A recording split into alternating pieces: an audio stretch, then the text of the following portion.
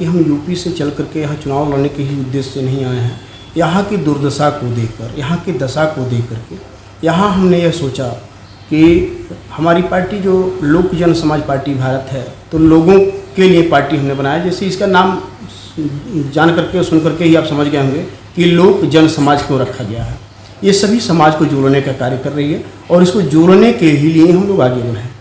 तो लिहाजा उत्तर प्रदेश सहित पश्चिम बंगाल, झारखंड, बिहार, मध्य प्रदेश, महाराष्ट्र, उड़ीसा, जम्मू कश्मीर, राजस्थान, ऐसी तमाम जगहों पर हम लोग जा करके अपने पार्टी का विस्तार कर रहे हैं और पार्टी का विस्तार निश्चित तौर पर हो भी रहा है।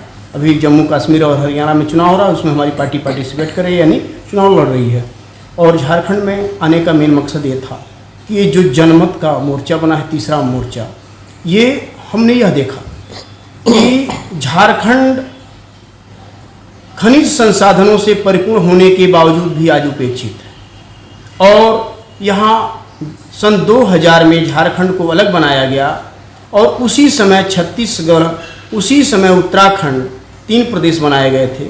लेकिन जो झारखंड की स्थिति है वह स्थिति न उत्तराखंड की है न छत्तीसगढ़ की है, क्योंकि 2000 के बाद यानी 24 वर्षों में यहाँ मुख्यमंत्रियों का अंबार लग गया। जैसे किसी अधिकारी का ट्रांसफ़र होता है वैसे यहाँ मुख्यमंत्रियों का ट्रांसफ़र हुआ और 17 साल लगातार शासन करने वाली भारतीय जनता पार्टी यहाँ के आम जनमानस को इस तरह से बेरागर्क कर दिया कि ऐसी स्थिति आई कि इस प्रदेश के जो प्रथम मुख्यमंत्री थे बाबूलाल मरांडी जी, उनको उपेक्षित होकर दूसरी पार्टी बनानी पड़ी और फिर दूसरी पार्टी बनाने के बाद उनको इतना प्रेशर में ले लिया गया, इतना उनके ऊपर दबाव बनाया गया कि पुनः उस पार्टी को भारतीय जनता पार्टी में विलय करना पड़ा।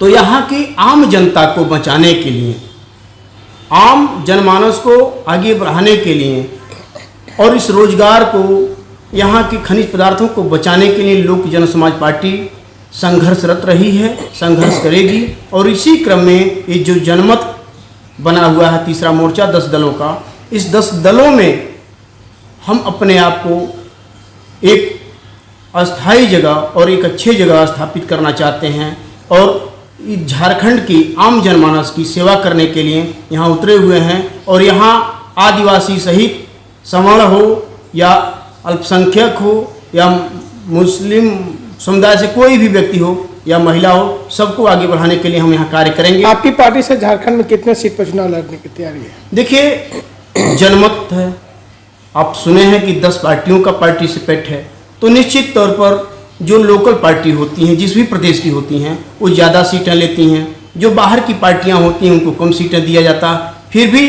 कम से कम हम 10 सीटों का मांग करेंगे और ये जो जनमत के हमारे 10 दल हैं, बैठ करके हम लोग आपस में चर्चा करेंगे कि कितनी सीटें, कहाँ सीट पर चुनाव लड़ने की आपकी है?